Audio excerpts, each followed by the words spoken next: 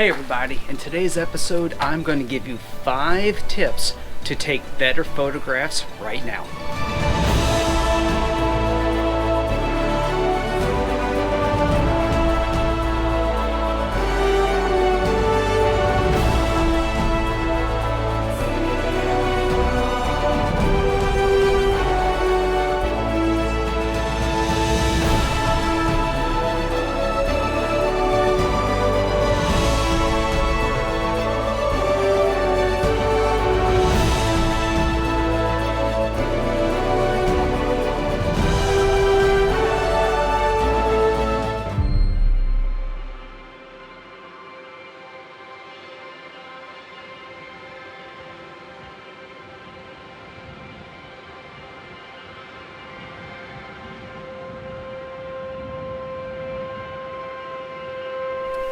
Hey everybody, this is the first time joining me on my channel. Welcome, I'm Jason Yoder. My channel is about my travel and my photography adventures, and of course I give you guys tips along the way.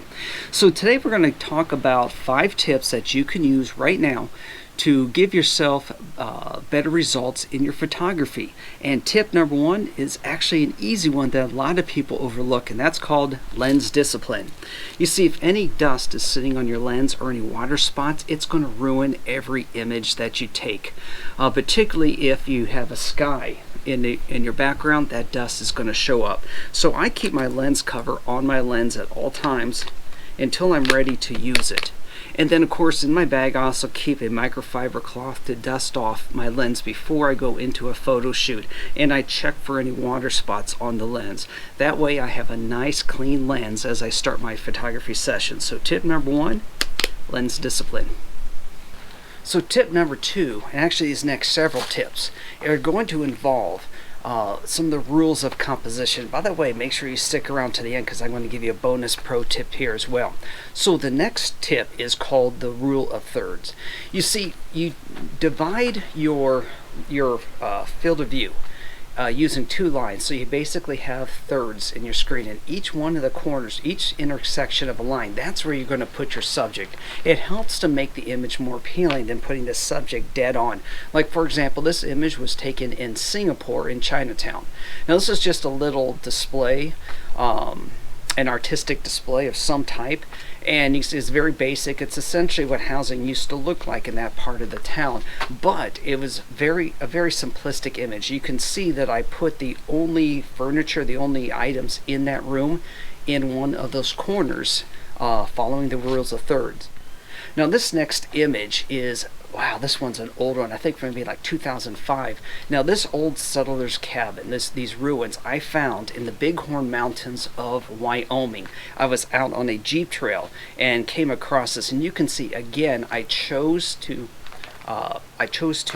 position that cabin on one of those intersections so I can make the image more appealing, and also I opened up a lot of area for copy space so graphic designers can put their text on it should they purchase this image.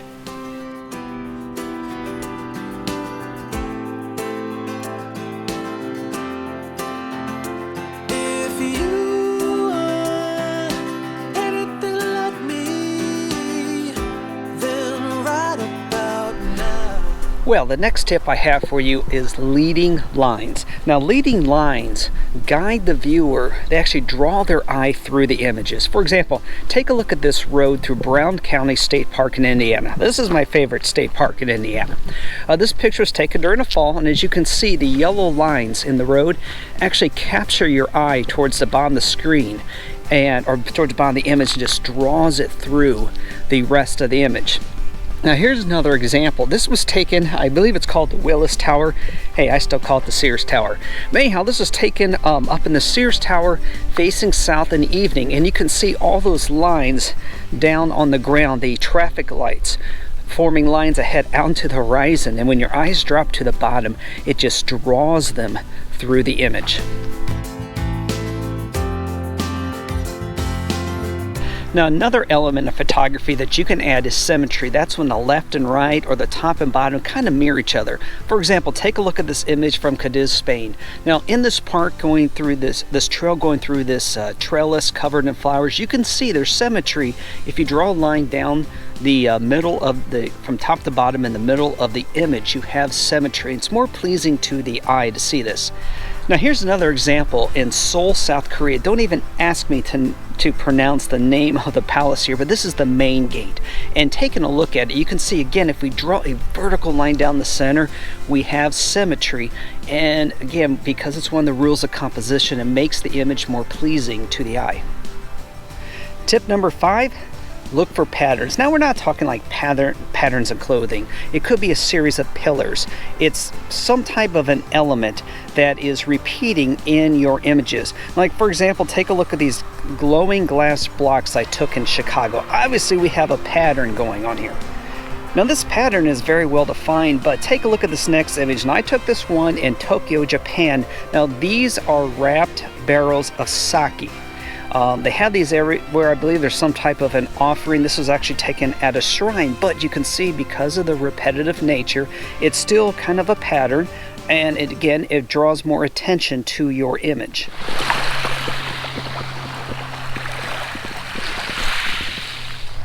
So let me give you guys your pro tip. Now, way out there are the Olympic Mountains, but they're too far away for me to use as part of my image. If I have a subject right here in front of me, even with the mountains in the background, it's useless. You're not going to be able to make them out. So that's where you step farther away from your subject and slap on that long lens. So let me show you what happens. Take a look at this image. Now, this was taken up around Hidden Lake and Glacier National Park, and I'm going to circle here on the screen the part I want you to take a look at. That's about to get a lot closer, even though I'm not going to get any closer to it.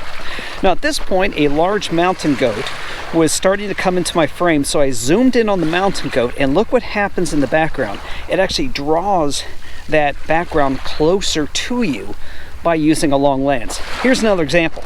My wife took this image of me in Zermatt, Switzerland, and that's the Matterhorn behind me. Now, truth be told, we're miles away from the Matterhorn. As a matter of fact, over that ridge is a huge valley before you even start going up the base of the Matterhorn. But what she did is she stood far away, used that zoom lens of mine, and basically brought the Matterhorn closer to me. If she did not do this, if she was standing closer and got the same image of me, the Matterhorn would have been a whole lot less impressive. So that's your pro tip. Break out that long lens. Well, guys, I hope you all enjoyed this episode and also picked up a couple of tips on how to improve your photography. And trust me, what I told you guys today is very easy to do and is definitely going to help you capture more captivating images. So if you guys could, make sure you hit that subscribe button, give this video a thumbs up, and if there is any rules of photography or composition that you'd like me to make a video on, just go ahead and drop it in the comments and I'll see what I can do. Also, please check out patreon.com/EWJ for my bonus content. And most importantly, if you can, please open your hearts and your homes to a shelter animal in need. And if you can't, please consider donating to your local animal shelter. I am going to go and enjoy this incredibly beautiful and rare sunny Saturday afternoon. I will see you all in the next episode.